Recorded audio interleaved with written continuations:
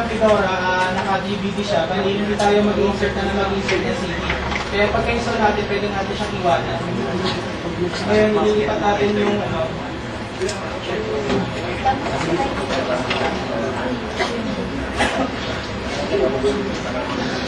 lipat natin yung projector sa PC para doon sa command.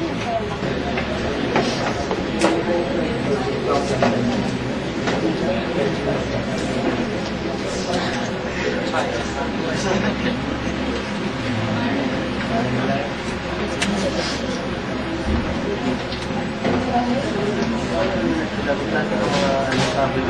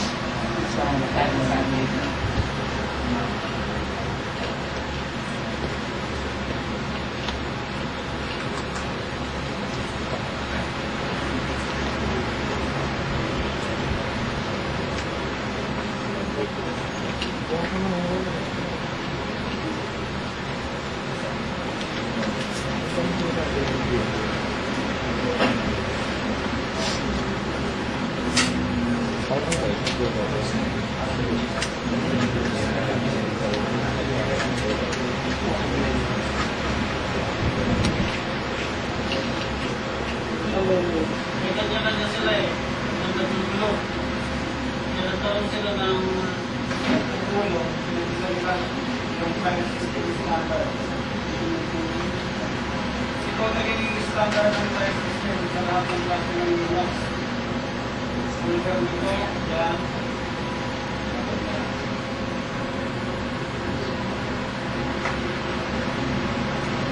Ito yung sa GUI niya, makikita natin. Kung sa terminal game, meron din naman yung parang box din ang lalawin natin dito. Yung naman, makikita dito sa pin.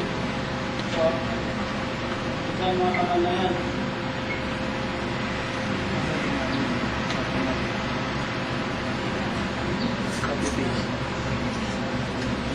Tapos, yung mga program niya nakalagay sa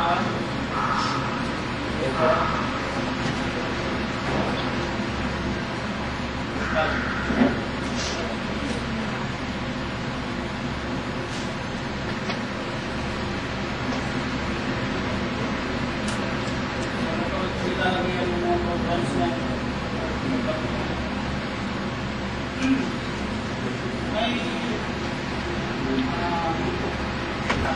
Isa natin sa pag-create ng directory.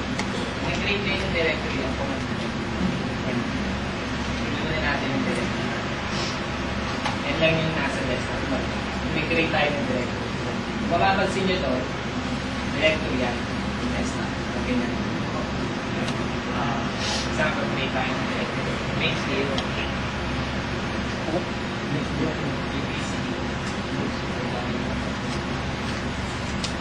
Then, ls natin.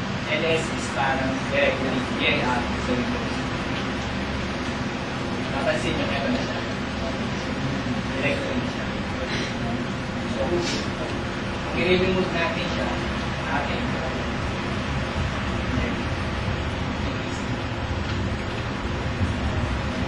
Kung hindi siya mag-remove at directory, tignan natin yung syntax. Pag hindi nyo malaman yung syntax, type nyo yung man, then yung rm. Makikita nyo yung pwede nyo gamitin. For example, rm, as yung option, yung syntax. Pag i-delete yung directory, yung negative thing. Kung force mo, negative. Makikita nyo yung syntax na pwede nyo gamitin. Pwede kayo may hirapan sa ano, kung ano yung pwede nyo gamitin, yung mga ganun. Yan, remove natin RM. Yan. Pagka-type ng command, enter natin.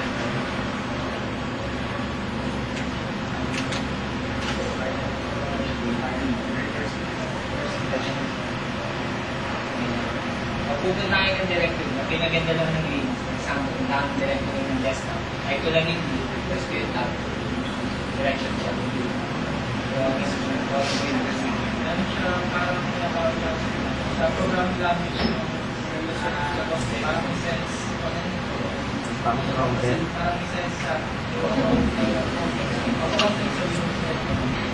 Ibigay lang namin sa inyo yung basic na gagamitin natin. So, kung magagamit.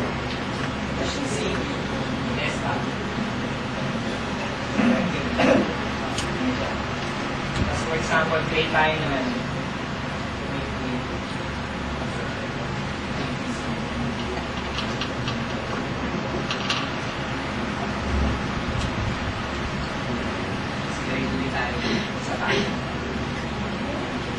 Kain niya lang yung file, read, saka i-run yung file.